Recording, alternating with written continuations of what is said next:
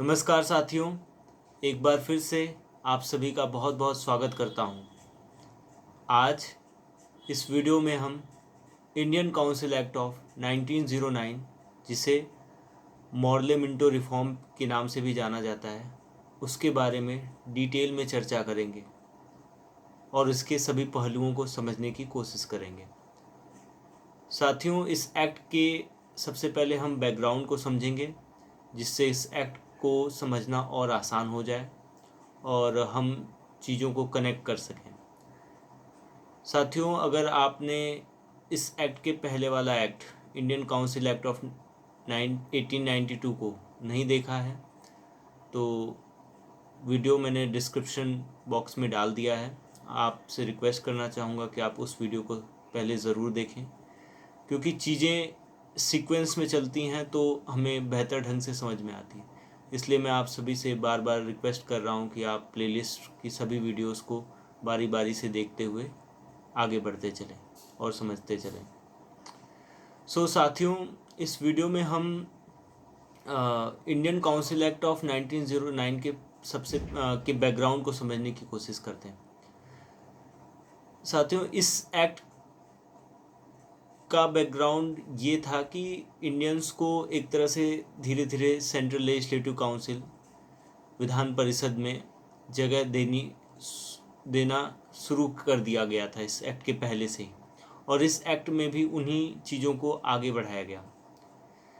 सबसे पहला, अगर इस एक्ट को हम 6 महत्वपूर्ण बिंदुओं में चर्चा करेंगे एक एक करके बारी बारी से। सबसे पहले हम देखते हैं कि लेजिस्लेटिव काउंसिल में जो सेंट्रल लेजिस्लेटिव काउंसिल थी और प्रोविंशियल लेजिस्लेटिव काउंसिल थी, उसकी क्या स्थिति थी, इस एक्ट में क्या स्थिति हो गई। तो सेंट्रल लेजिस्लेटिव काउंसिल में जो लेजिस्लेटिव काउंसिल के मेंबर्स की संख्या जो 16 थी, 16 थी, उसे 16 से बढ़ा करके 60 कर दिया गया, 60 कर दिया गया। इसका मतलब ये है कि इसमें लेजिस्लेटिव काउंसिल की साइज़ को बढ़ाया गया। और प्रोविंशियल लेजिस्लेटिव काउंसिल में चीज़ें यूनिफॉर्म नहीं थी, किसी में ज़्यादा थी, किसी में कम थी। तो ये इसके पहले बिंदु में ये इसकी एक ख़ास बात थी। अगर हम दूसरे बिंदु की चर्चा करें, दूसरे महत्वपूर्ण बिंदु की अगर हम चर्चा करें, तो इसमें जो मेजॉरिटी की बात है सेंट्रल लेवल पे, सेंट्रल लेजिस्लेटिव काउंसिल जो विधान परिषद थी केंद्र के स्तर पे, उसमें ऑफिशियल मेजॉरिटी को मेंटेन किया गया था। उसमें ऑफिशियल मेजॉरिटी को कम नहीं होने दिया, माइनॉरिटी में नहीं बदलने दिया गया था। लेकिन जो प्रोविंशियल लेजिस्लेटिव काउंसिल थी, जो प्रांतीय स्तर पे जो विधान परिषद थी, उसमें जो नॉन ऑफिशियल मेंबर्स थे जो कि इंडियंस थे, उनकी मेजॉरिटी आ गई थी इस एक्ट में। तो ये काफ़ी खुशी की बात थी। और अगर हम तीसरे महत्वपूर्ण बिंदु की चर्चा करें, तो जो इसके पिछले एक्ट में जो उनको डिस्कशन की पावर मिली थी बजट पे, अब वो सप्लीमेंट्री क्वेश्चन भी पूछ सकते थे। जो भी विधान परिषद में, सेंट्रल लेजिस्लेटिव काउंसिल में जो उसके मेंबर्स को, official and non official members को, स्पेशली नॉन ऑफिशियल मेंबर्स को जो पावर मिली थी कि वो एड्रेस कर सकते हैं एग्जीक्यूटिव को, क्वेश्चन कर सकते हैं बजट से रिलेटेड या उसके और भी पहलुओं से संबंधित, अगर जो सवाल कर सकते थे। तो इस एक्ट में जो इंडियन काउंसिल एक्ट ऑफ 1909 है, इसमें उस पावर को और बढ़ा दिया गया था। इस पावर में स्पेशली सप्लीमेंट्री क्वेश्चन वो कर सकते थे। मतलब अगर उन्होंने क्वेश्चन किया, कुछ जवाब आया, तो उस जवाब के आधार पे अगर कोई नया क्वेश्चन बन रहा है, नए प्रश्न बन रहे हैं, तो उस प्रश्नों को भी वो कर सकते थे इसमें।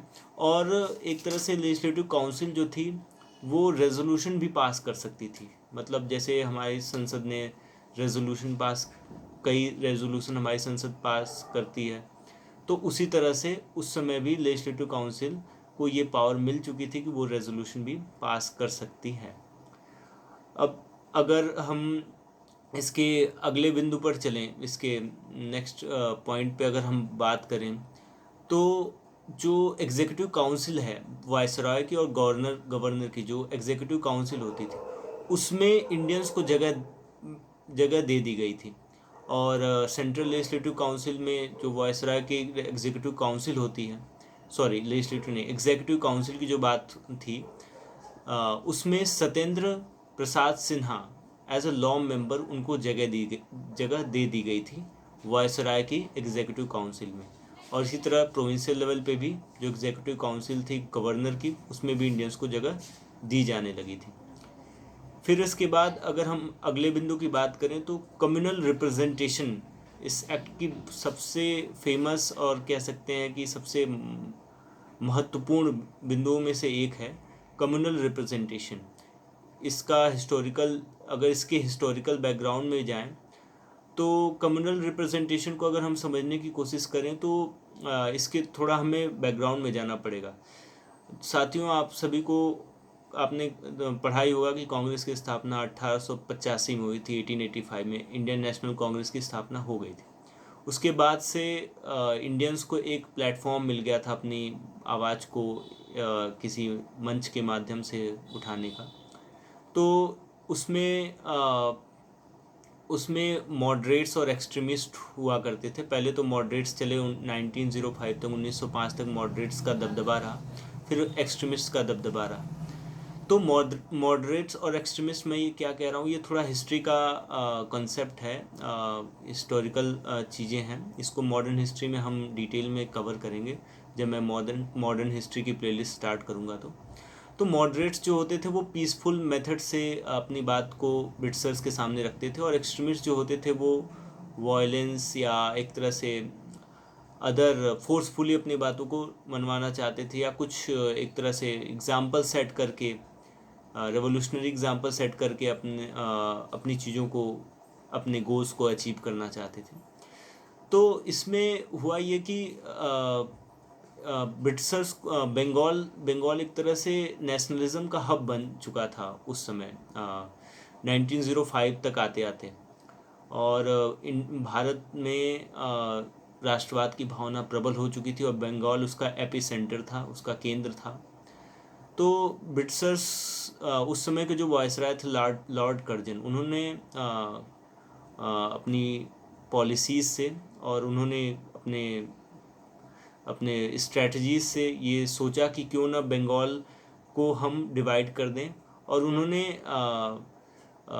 एडमिनिस्ट्रेशन का बहाना दे करके इस अपनी बात को, अपने इस एक्शन को जस्टिफाई करने की कोशिश की कि इतना बड़ा सूबा है और इसमें प्रशासन करना काफ़ी मुश्किल हो रहा है। लेकिन इसमें हिडन जो उनका मकसद था, इसमें जो छिपा हुआ उनका मकसद था, वो ये था कि जो बंगाल था उसमें जो ईस्टर्न पार्ट था बंगाल का, जो कि आज बांग्लादेश बन चुका है, और जो वेस्टर्न पार्ट था, ईस्टर्न पार्ट में मुस्लिम मेजॉरिटी थी, वेस्टर्न पार्ट में हिंदू मेजॉरिटी थी। तो उन्होंने ऐसा डिवीज़न किया कि ईस्टर्न पार्ट में मुस्लिम मेजॉरिटी को एरिया मिल जाए और वेस्टर्न में हिंदू।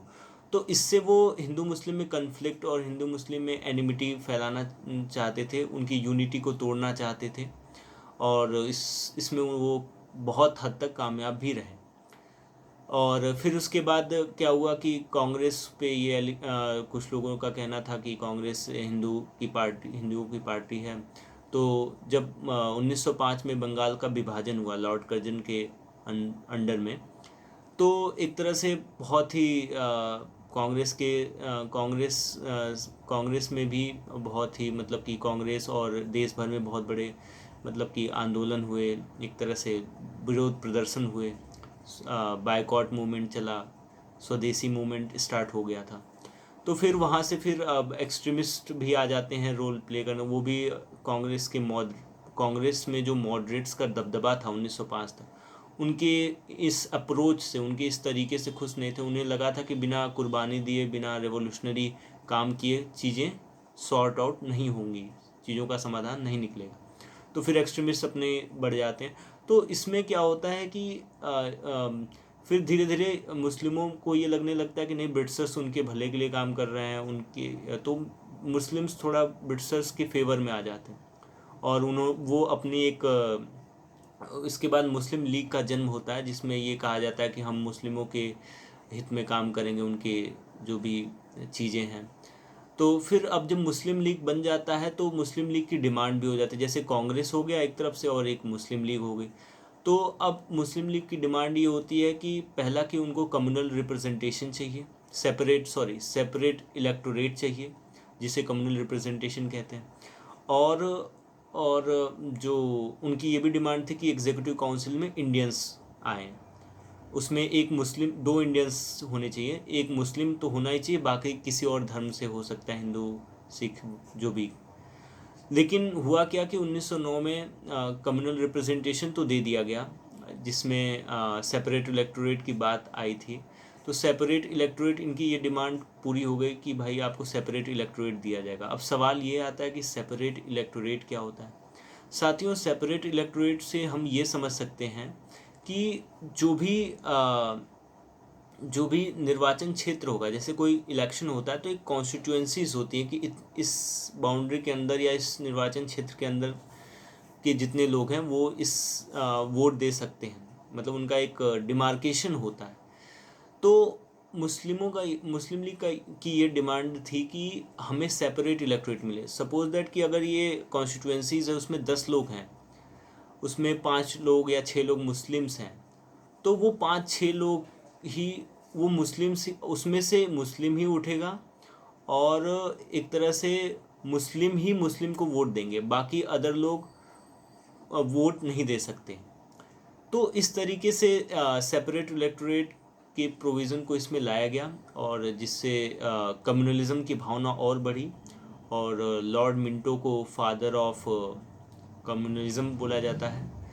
और इसमें तो इस तरीके से हम ये देख रहे हैं कि देश में कम्युनलिज्म, जो सांप्रदायिकता आज हम कई चीज़ों में देखते हैं और इतिहास में भी जब से आज़ादी के बाद से भी हम कई सांप्रदायिक दंगे देख चुके हैं। तो मतलब उसकी एक लीगल जो बीज पड़ा था वो इंडियन काउंसिल एक्ट ऑफ 1909 से ही शुरू हो गया। तो उसके पहले से ही अंग्रेज ब्रिटिशर्स ये प्रयास कर रहे थे कि इनके बीच में एनिमिटी लाया जाए, इंडियंस की यूनिटी को तोड़ा जाए, तभी वो अपने मकसद में कामयाब हो सकेंगे, तभी वो लंबे समय तक इंडिया पर राज कर सकेंगे। तो ये बात थी। और साथियों, इसके साथ अगर इसके अंतिम बिंदु की चर्चा की जाए तो सेपरेट रिप्रेजेंटेशन की बात हुई। चैम्बर ऑफ कॉमर्स और यूनिवर्सिटीज़, ज़मींदार्स, ये लोग चाह रहे थे कि इनको एक सेपरेट रिप्रेजेंटेशन दिया जाए, तो उनको भी सेपरेट रिप्रेजेंटेशन इस एक्ट में, इंडियन काउंसिल एक्ट ऑफ 1909 में दिया गया। साथियों, इसी के साथ इस इंडियन काउंसिल एक्ट ऑफ 1909, जिसे मॉर्ले मिंटो रिफॉर्म भी बोला जाता है। मॉर्ले कौन है? मॉर्ले उस समय के सेक्रेटरी ऑफ स्टेट थे और मिंटो उस समय के वाइसरॉय थे। तो इसके जितने भी महत्वपूर्ण बिंदु थे उन सभी को हमने डिटेल में कवर किया है और उम्मीद करता हूँ कि चीज़ें आपको समझ में आई होंगी, आप इसे क्लियरली समझ पाए होंगे। अगर आपके मन में इस एक्ट से रिलेटेड कोई भी डाउट हो, कोई भी क्वेरीज हो, सजेशन हो, तो आप ज़रूर अपनी बात को, अपने फीडबैक को कमेंट सेक्शन में मेंशन कीजिए और like, share and subscribe, and don't forget to press the bell icon to get the latest update, and आप सभी अपना बहुत बहुत ख्याल रखिएगा। बहुत बहुत धन्यवाद।